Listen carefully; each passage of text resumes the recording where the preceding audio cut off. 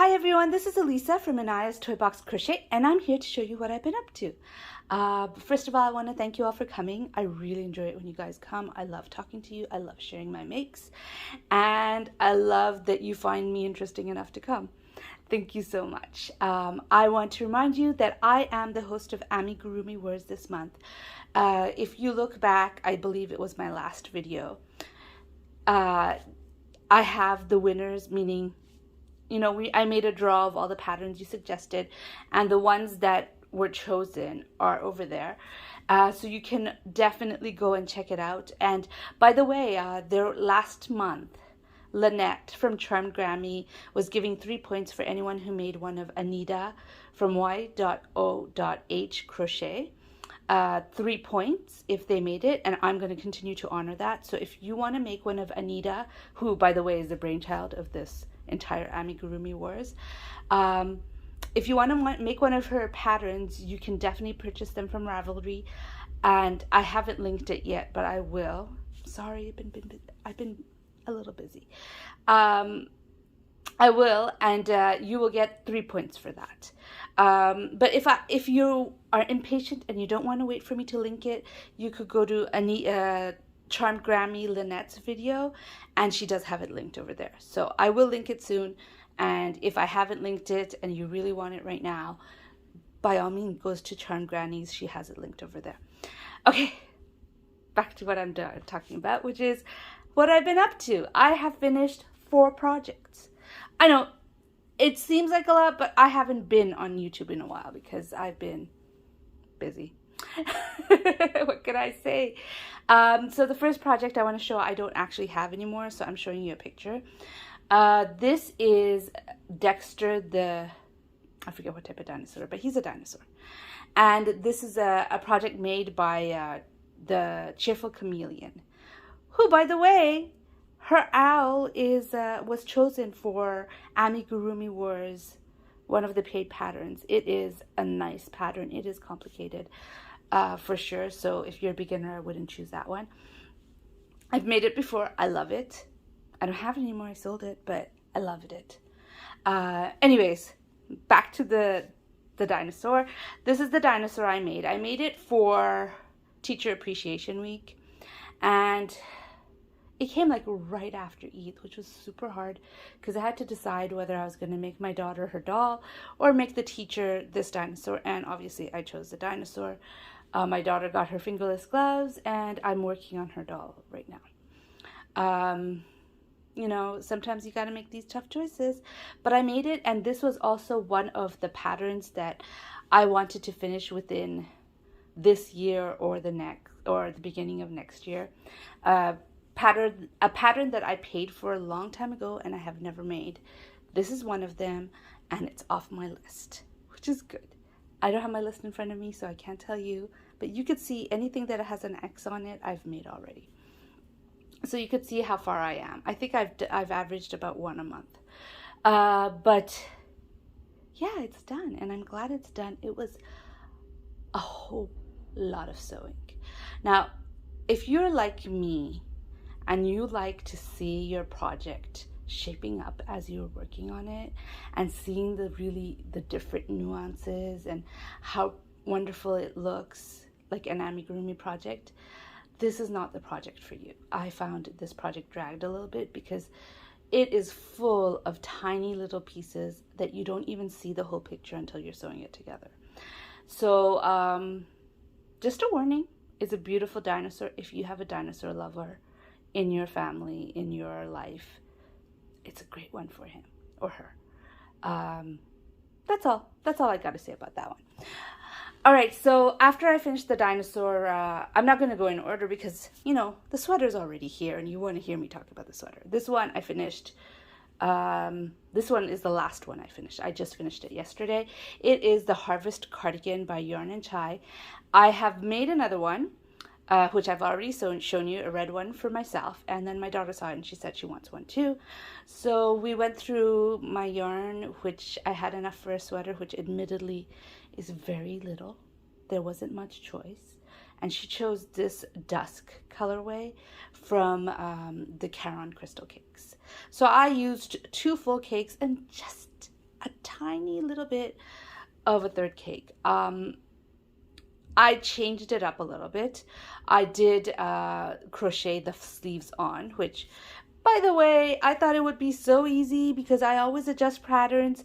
I did not take into account that I'm not very familiar with the Suzette stitch and how to decrease on the Suzette stitch, because obviously if I'm working from the top of the sleeve down, I'm decreasing instead of increasing. And so it was, yeah, an adventure. But I finished it. The sleeves are not exactly the same, but when you're wearing it, you won't see that it's like a stitch off here or there. So it's fine. I also did not do the ribbing over here on the front right here, because I had been debating, if you were there at the beginning of when I started it, whether to make it extra small or small. My child is 11 years old. And I chose at the end to make it small because I thought she could grow into it when she's in, because she won't be wearing it until the fall. Let's be honest. It's too hot right now. Oh, well, maybe not too hot in the mornings, but she'll be wearing it in the fall. And I debated a lot on whether to make it extra small or small, and I chose to make it small. And then the weather got a little warmer, and I was wearing my one, which I made extra large.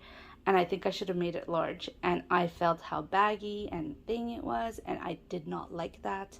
So I decided I'm not changing the dimensions of the sweater at this point, obviously, but I wouldn't put the extra ribbing, which would make it bigger. And instead I did 3 rows of just single crochet instead of the ribbing to just keep it tight and more her size than too big for her. Okay, so I loved making it. It took me forever, again, because sweaters scare me for some reason. But I did like making it. I would have liked to start a new pattern. I'm not one of those people who get stuck on a pattern. I always want what's new, what's more challenging, what's more whatever. And so I would have liked to have done a new pattern instead of one that I've already made. But that's okay. I've made this one and I like it. I am going to try to get another sweater onto my hook. I feel like I need to break this little hiccup fear I have of sweaters by just continuously making them, and then hopefully one day I'll be like, why was I scared of this? But anyways, that one is done. I'm going to show you my next project that I finished, which is the diaper bag. This is the diaper bag. I used a Karen cotton cake for it, and I used it all up. And for the straps and the pockets inside, which I will show you in a second, I used loops and thread capri. Anyways, I was experimenting with this bag. I am totally going to admit that I was experimenting on putting scissors. Sorry, not scissors. I was experimenting on how to put a zipper on a bag, and I thought I had failed. I mean, this is not the most perfect bag ever, but I don't think I'd be embarrassed for someone to use it anymore, so I've decided to make it into a diaper bag for wings.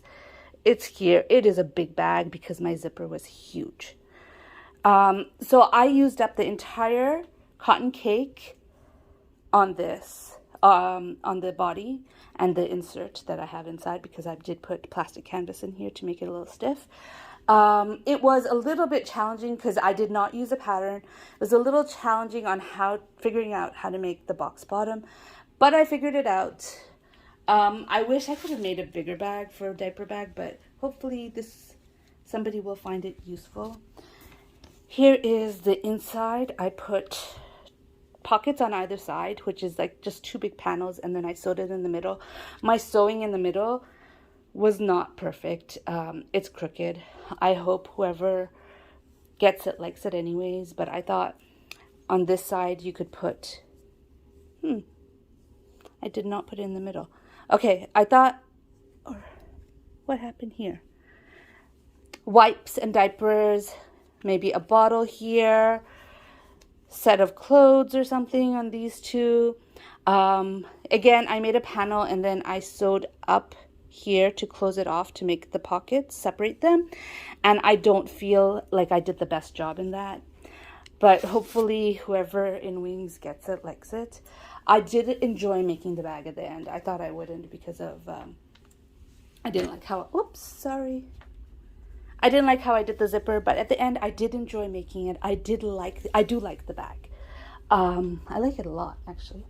And I hope that whoever gets it finds it useful.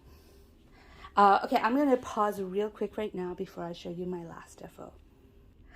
This shawl is my last FO. I love it. I loved working on it. This is the Macaw wing shawl by Miho Crochet, and it's got the most amazing texture. I love everything about this shawl. I love the yarn. I love the texture. Oh my gosh, take a look at that. Isn't it beautiful? Isn't that gorgeous? This, by the way, the stitch marker is where I was last time I showed it to you. And I believe I showed it to you upside down. But I finished this and I love it. Oh my gosh, I love this yarn. I used Yarn Art Flowers. There's no colorway name. It's a number and I don't recall the number. But this is what I used. This is what I made and I absolutely love it. Of course, you've seen all these projects before because I did not make them so quickly. It's just that this week, after I made the dinosaur, I have been focused on finishing my projects. I'm like, okay, I have too many projects going on at the same time. I'm going to finish. And I have been focusing on it and I have finished my big projects. Does that mean I didn't start a new big project? Absolutely not. I started a new big project. But I finished this and I'm so happy. These are off. You know, there's such a satisfaction if you have a Ravelry or if you have some sort of way where you're keeping track of the projects that you're making. For me personally, I make a Ravelry page for every project as soon as I start. And anytime I go on the Ravelry page, I'll see it. That it says a little whip under it. And it is so satisfying to change that into a finish. Yeah, so I love doing that. I love changing into a finish. And I loved changing all of these into finish because they've been around for a while. If you have, some people might have a book where they have a list of stuff they make, and then when they put the finish, that is so satisfying. I really, really do love doing that. And so I'm glad to have these 3 finished projects, especially since they've been whip for a long time. Okay, so I'm going to show you the projects I'm working on. I don't have any, sometimes I don't show you projects that I have as a whip because I didn't do anything since making it. Since I last showed it, I wouldn't show those. But all my projects that I have to show that I am working on, I have worked on. So I'm going to be showing you everything. So this is living in my dabbling hook bag. And this is the Stranger Things monster, the Demogorgon. And I haven't done much, but I did a little bit, so I'm going to show it to you. I've started on the waist. I've stopped because the Demogorgon has a tiny torso, so I have to figure out arms right now. Figuring out arms is going to be a task, but I have to figure out arms right now, so I am not, I haven't done too much on it. I'm still going to, I just haven't done too much. This is not the amigurumi that I am concentrating on right now, but I did want to show you that I did just a tiny little bit. You know, I like to, when somebody sends me yarn, okay, let's face it, people send me yarn in a giveaways. I win a giveaway, I get yarn, I like to send them back some of their own yarn. And that is the yarn that I'm sending back to Heather the Crochet Witch. And it is taking forever. By the time I actually send it, she's going to be like, oh, when did I send yarn to her? But anyways, it doesn't matter. It'll take however long it takes. So now I'm going to tell you I'm concentrating on the doll. Now the doll, it's the face that's a little complicated, like the embroidery part, that's the spooky part. The doll itself, the figure itself from the picture is pretty basic. So I will have to do a little bit of embroidery because it's got like gray veins all over it. But this is the body of the doll. so far. I'm not going to put the gray veins on the body because it's going to be covered with a dress, so there's really no point. But I will embroider some gray veins on the feet. I am right now working on the arms. I have finished one, which is this. And I decided, hey, it's a ghost. If the fingers don't turn out perfectly, it'll be okay. And this way I could experiment with fingers. I am not completely satisfied with these fingers, but they're okay. They're not curling on me, which is great. I've been tugging on them a lot so they don't curl, like going like this a lot to prevent the curls. Here's the other hand, which I don't like this one at all. I made it the same way, but because, you know, the thumb, it's opposite, like, it's like this, the way I made it. And because of that, this thumb looks kind of weird, and the pinky is kind of, I don't know, being pulled in a way that I didn't intend it. But hopefully, if I tug the fingers enough, I will be able to shape it like I did this one. This one is the finished arm, by the way, this one I'm still working on. Oh, speaking of the dabbling hook. Come on, focus. I'm using her stitch marker. So, those are the arms. I'm hoping to finish that one soon. Because, you know, it's a promised project that was supposed to be for Eid, and I never got it down. Got it there, and then I will work on the Stranger Things and whatever else. Oh, I have one more project that I'm working on, which I started. The thing is, with both of these projects, the Stranger Things, I'm making it up as I'm going. The creepy doll, I'm making it up as I'm going. And so sometimes when you just don't feel like making stuff up as you go, it's nice to have something nice and repetitive. So I promised my daughter a blanket in December. I don't know if you recall, but I did a little bit of stash busting when I had COVID, and I made my son a blanket. And then my daughter was immediately like, where's mine? And I'm like, you'll get it eventually. And I bought some, like, his colors were blue and green. Basically, I took any blue and green working yarn that I had, and I made him a blanket out of it. Her colors are like black, gray, red. And I do have plenty of red. I do have black. I do have gray. But I don't feel like I have enough of it to make a blanket for her. So I decided I'm just going to, at least at the time, now I feel like I do. If I had waited till I was going to start the project, then I have enough grays, I have enough blacks, and I have enough reds to make her project, because I make a point of anytime ordering yarn, I order a gray or a black, not a red. It wouldn't probably have been very red at the project, but whatever. But at that time, when I was making it, the cloud cakes from Caron were on sale.